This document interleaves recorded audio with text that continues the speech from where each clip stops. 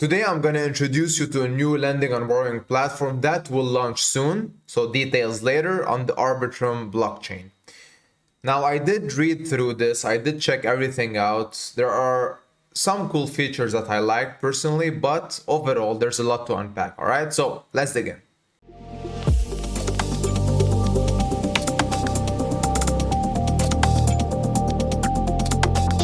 So I'm gonna walk you through the structure of this video. First, I'm gonna talk about the model in general, so the finance model of lending and borrowing in DeFi, and then we're gonna reference how TrueAPEX differs from everything else, all right?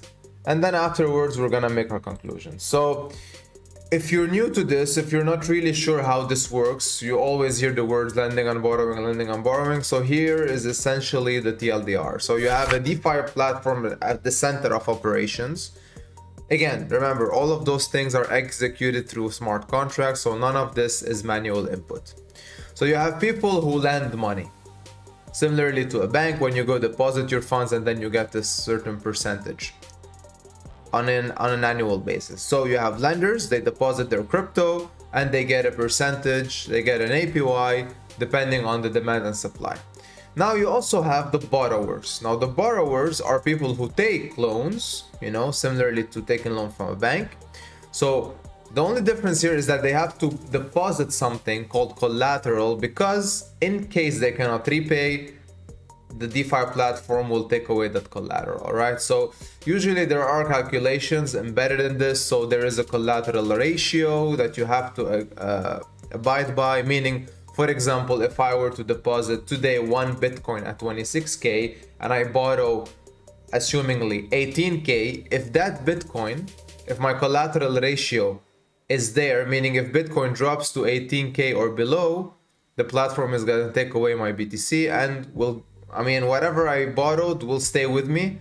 But the only difference here is that I lost 8K in the process because I gave Bitcoin at 26. I kept 18K worth of whatever asset I borrowed. So that's the collateral part. And of course, when you have to repay your loan, you have to repay it with interest. All right. So overall, that's how DeFi lending and borrowing platform works. Now, of course, there are many integrations that been added to the newer ones, and there always been updates, version 1, 2, 3, 4.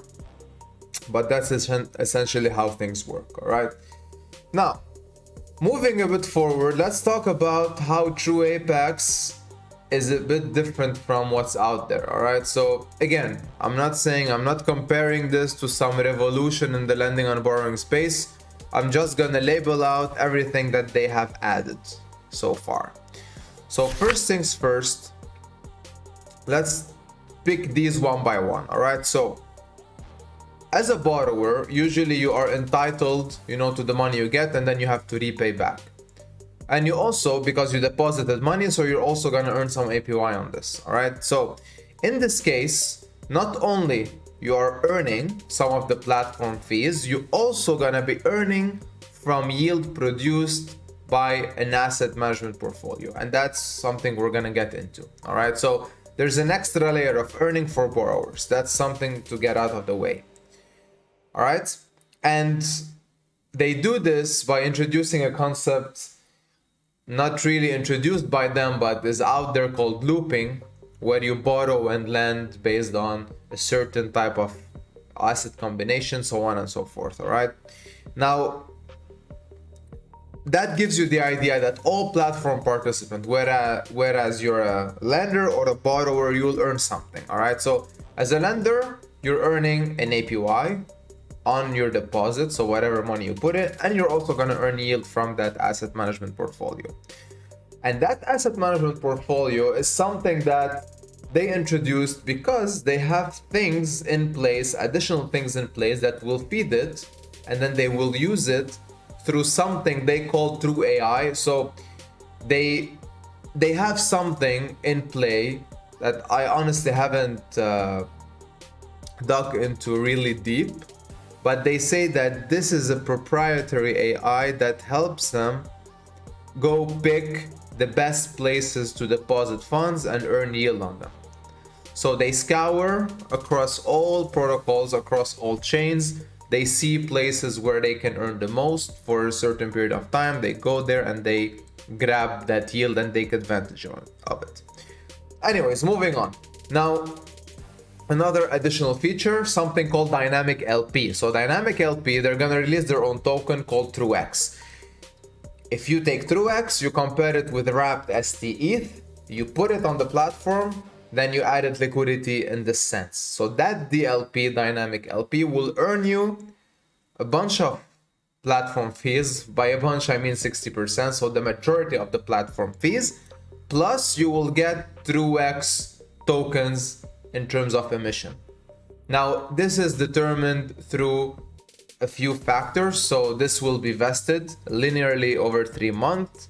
And then if you exit in advance, there's a penalty. That penalty fee will take away that money and will put it in the treasury. There's also a small treasury set aside in case something happens. And for example, if you want to take advantage and take that yield in advance, so those emissions in advance, you can, but you have to zap them back into your DLP. So you're not cashing them out, you're putting them back in. But you're taking everything that you'll be getting 1 year from now and you're putting it back into DLP. So this is something that they also have in place, all right? Now, I spoke about the asset management portfolio that will produce yield for all platform participants. So how is that fed? Through the introduction of two series of NFTs. And the minting of those NFTs will be distributed across the treasury, the main wallet, which is the one that takes control of the platform, and of course the asset management portfolio, but the majority is going to go to that asset management portfolio.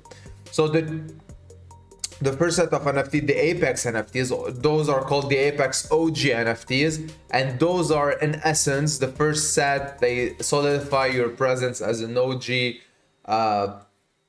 participant of the platform, and they have many perks. You know how NFT perks work. I'll show you in the white paper soon, but you have governance, you have votes, you have emission, you have fee cuts, etc, etc. And you can also stake them and earn a portion of the yield that some of the minting price will generate.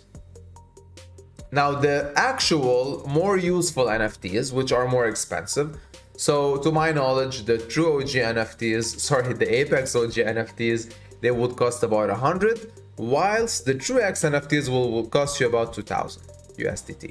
Yeah, so there's a big gap here, 20x gap. Because other than everything else that the previous series gives you, what you need to understand or what matters to you is how you can earn from them. One, you get 5% of platform fees distributed across NFT holders. Two, there's 40% of the yield produced by the AMP, so the asset management portfolio, given to the NFT holders. Three, you also get TrueX tokens, again, through a linear emission type of rate. So eventually each NFT holder will get 9,000 of these tokens.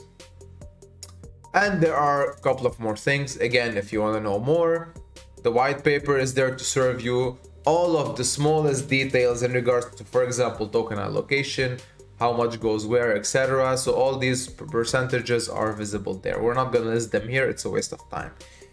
And at the end, I just want to add an extra feature, and they call it the auto repay. So you can, as a borrower, repay your loan through the yield you earn on the platform. So one is deposit. Second is the yield that you earn from the AMP. And third, if you are somebody who added DLP, so dynamic LP, to the platform, you earn from it and you can use this to also repay your loan. So that feature, to my knowledge, exists elsewhere, but it's also cool to have it there. Now, NFT staked revenues apparently don't add up here. So if you're earning from your NFTs, you cannot add this to the mix to pay back your loan, but you can do this manually anyway. And at the end of the day, the team that governs all of this, with the community, of course, is taking away 10% of the platform fees, and they will put the majority of it in the treasury fund. And they also have their own TrueX allocation. I just wanted to mention this so you know that the team behind this is also getting paid and how much they're getting paid at the end. And one extra detail, because I kept talking about platform fees, just understand what entails behind the platform fees part. So platform fees are essentially interest from borrowers plus liquidations plus yield from the AMP. All right, that's the majority of the platform fees under this bucket. And I think for the first video that was enough. Like, I did spill out lots of information, I did spill out lots of stuff. Again, I really encourage you to go to the white paper. I'm gonna leave a link to this below. So you learn the basics of most of the features here, if not all. But if you want to dig deeper into the distribution of the mint price, like I said, all the perks behind the NFT other than the financial perks, there are also other perks. Here they are: future airdrops, whitelisting, VIP pass, etc. And this goes for both sets of NFTs. You can also learn more about the token itself. So if you go to, and also the TrueAI feature that I mentioned, the one that helps them determine the best yield possible on the market in DeFi, of course.